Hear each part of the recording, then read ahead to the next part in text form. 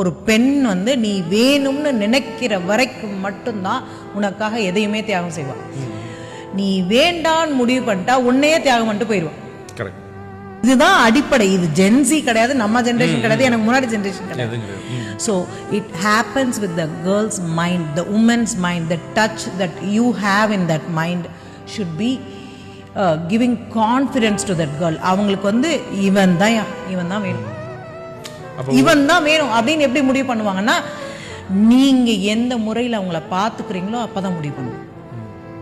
நான் வந்து உங்களை டெய்லி கால் கழுவி விடுங்க, பொண்டாட்டிக்கு காஃபி போட்டு கொடுங்க, பாத்திரம் கழுவி கொடுங்க, அதெல்லாம் சொல்லல. ஏண்டி சாப்பிட்டியா அப்படின்னு கேளுங்களேன். வேற ஒண்ணுமே பண்ண வேண்டாம். நீ பேர் சொல்ல வேணாம், கண்ணே மணியேன்னு கொஞ்சம் வேண்டாம், நீ ஒண்ணு வேணாம். ஏண்டி சாப்பிட்டியா அப்படின்னு அதட்டி கூட கேளுங்களேன்.